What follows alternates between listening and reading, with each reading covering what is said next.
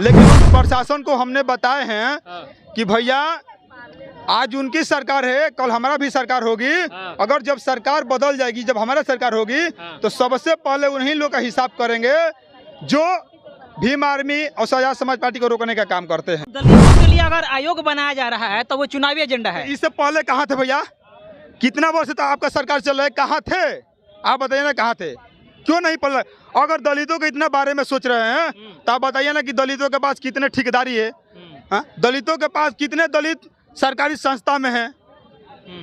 कितने दलित को हिस्सेदारी किए? कितने दलित को विधानसभा में भेजे हैं? कितने दलित को लोकसभा में भेजे हैं? क्यों दलितों और मुसलमानों के साथ अनदेखी कर रहे हैं? आप बताइए, कैसे मान लें कि ये दलितों के बारे में सोच रहे हैं? एक बार चल के गांव में देखे कि दलित के पास खाने का भोजन नहीं है, उसकी रहने का घर नहीं है, उसके देह पर, उसके बच्चे के देह पर कपड़ा नहीं है। ये लोग काम करते तो बतलाइए कि बिहार के अंदर अन्याय अत्याचार बढ़ता क्या?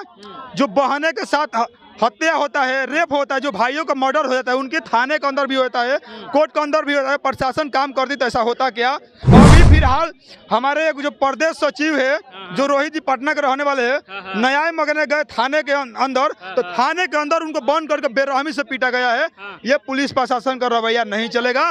और कान खोलकर सुन ले भैया कि सरकार जरूर बदलेगी, सरकार बदलेगी तो हिसाब किताब बराबर किया जाएगा, याद रखिए। इसलिए आगे नहीं आने देती है ये नई सरकार, ये तानाशाही सामंतवादी विचार का सरकार। ये जानती है कि अगर हमने किसी दलितों को मौका दिए, किसी मुसलमानों को अगर मौका दिए, तो ये फिर दोबारा हमसे कुर्सी से ये लोग हटा देगा। भीम आर्मी बिहार सरकार को ईंट से ईंट बजाने के लिए सड़कों पर उतरी थी कि बिहार सरकार घबरा करके अपने पुलिसों को रोड पर उतार दी और बैरिकेड लगा दी। आखिर क्यों बैरिकेड लगाई हम जानते हैं सुरेश आजाद से, जो बक्सर जिला के आजाद समाज पार्टी के जिला अध्यक्ष हैं। बिहार सरकार घबरा करके बैरिकेड लगा दी, आप लोग क्या कीजिएगा आगे? देखिए, ये बिहार सरकार हो या कोई भी सरकार, किसी भी राज्य का सरकार हो, ये सरकार जब जब डरती है तो अपने प्रशासन को आगे करती है। यही हाल हुआ बिहार के अंदर या पटना में कि जो देखी भीम आर्मी से आजाद समाज पार्टी के काफिला, तो ये डर से मुख्यमंत्री जी अपने प्रशासन को आगे कर दिए। लेकिन उन प्रशासन को हमने बताए हैं कि भैया आज उनकी सरकार है, कल हमारा भी सरकार होगी। अगर जब सरकार बदल जाएगी, जब हमारा सरकार होगी, तो सबसे पहले उन्हीं लोग का हिसाब करेंगे जो भीम आर्मी और आजाद समाज पार्टी को रोकने का काम करते हैं। प्रशासन को धमका रहे हैं यहाँ पे? धमका नहीं रहे हैं, प्रशासन अपना काम ना करे, ये बता रहे हैं काम करे। अगर काम करने की बात कर रहे हैं, ये लोग काम करते तो बतलाइए कि बिहार के अंदर अन्याय अत्याचार बढ़ता क्या? जो बहने के साथ हत्या होता है, रेप होता है, जो भाइयों का मर्डर हो जाता है, उनके थाने के अंदर भी होता है, कोर्ट के अंदर भी होता है। प्रशासन काम करती तो ऐसा होता क्या?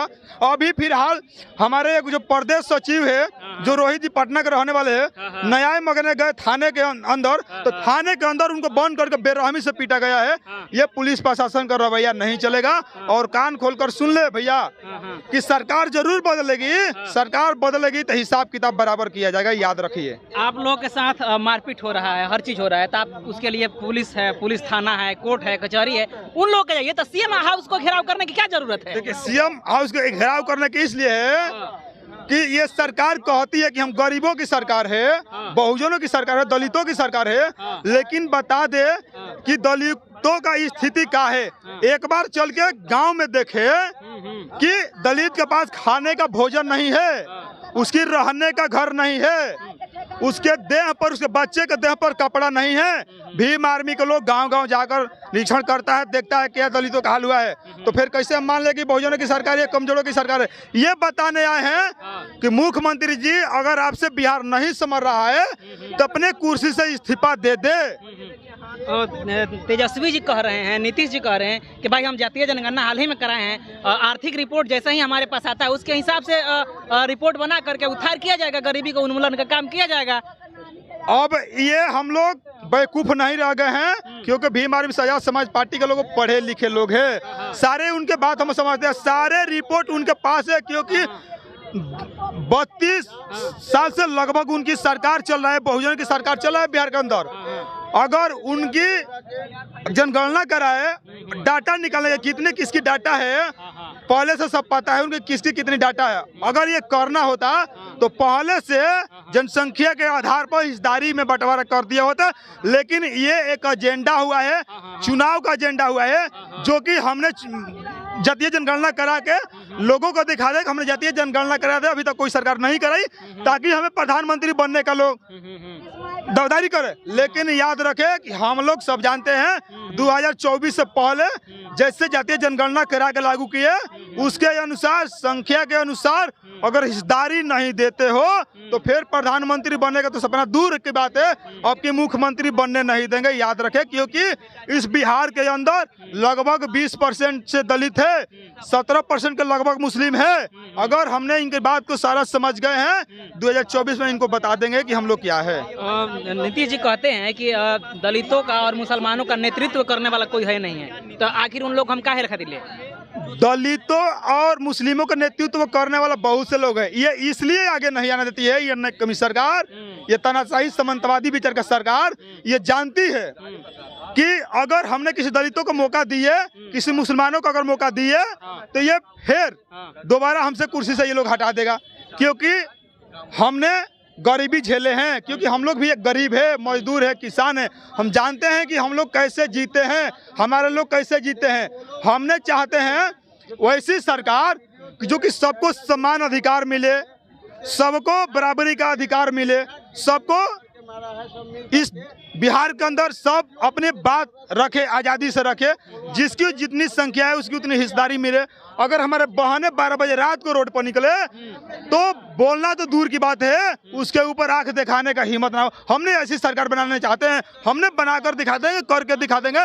लेकिन इसी डर से मुख्यमंत्री नीतीश कुमार और तेजस्वी यादव ने इसी बात से डर रहे हैं कि हमने इनको मौका दिया तो ये लागू कर देंगे, फिर हमें मौका आने का मौका नहीं मिलेगा। लेकिन अपने लोगों से बता देना चाहते हैं कि नीतीश कुमार और तेजस्वी यादव के केवल मुसलमानों और दलितों को वोट चाहिए, दलित और मुसलमानों को नेता नहीं चाहिए। भैया, तो आप हम लोग समझ गए हैं, इस बिहार के दलित मुस्लिम सब समझ गए हैं। अब इनके झांसे में हम लोग आने वाले नहीं है। जो निकाले हैं संविधान संवाददाता कौन दो यात्रा चला रहे हैं, संविधान यात्रा निकाल रहे हैं, कुछ दिन भीम चर्चा कर रहे हैं। इससे पहले कहाँ थे? ये सारे ये चुनाव के एजेंडा है ताकि दलितों को गुमराह किया जाए और मुसलमानों को गुमराह किया जाए। अभी हाल ही में जो है वो SC/ST आयोग है, उसको भी चालू करवाए हैं। SC/ST आयोग, हमें लगता है कि इनके कई वर्ष से सरकार चल रही है, कई वर्ष से सरकार चाहिए, अभी लागू किए भैया। चुनावी एजेंडा है, बिल्कुल चुनावी एजेंडा है।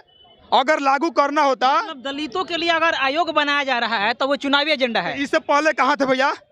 कितना वर्ष तक आपका सरकार चल रहा है, कहाँ थे आप? बताइए ना, कहाँ थे? क्यों नहीं पढ़ रहे? अगर दलितों के इतना बारे में सोच रहे हैं तो आप बताइए ना कि दलितों के पास कितने ठेकेदारी है? दलितों के पास कितने दलित सरकारी संस्था में हैं? कितने दलित को हिस्सेदारी किए, कितने दलित को विधानसभा में भेजे हैं, कितने दलित को लोकसभा में भेजे हैं? क्यों दलितों और मुसलमानों के साथ अनदेखी कर रहे हैं? आप बताइए, कैसे मान लें कि ये दलितों के बारे में सोच रहे हैं? चलिए, आपका डेलीगेशन टीम बात करने के लिए गया है, क्या मतलब आप लोगों की मांगे रहेगी? आप ये बताइए कि आपका बात जो है वो नीतीश जी मानेंगे या नहीं मानेंगे? बिल्कुल उनको बात मानना होगा। अगर नहीं मानते हैं मेरी बात, अगला कदम क्या होगा? अगला कदम आपको जानते हैं कि भीम आर्मी आजाद समाज पार्टी संघर्ष से जानी जाती है। हमने ये तो अभी झांकी है, टेलर अभी ये फिल्म अभी बाकी है। अगर हमारे मांग पूरी नहीं होती है तो चुनाव से पहले इनको बता देंगे तो हम क्या करेंगे। चलिए, तो इनका कहना है कि चुनाव से पहले हम बता देंगे कि क्या करना है। अगर आप हमारी बात यानी नीतीश सरकार जो है भीम आर्मी आजाद समाज पार्टी की बात नहीं मानती है तो हम लोग आगे का और रणनीति तय करेंगे और बताएंगे कि क्या करेंगे क्या नहीं।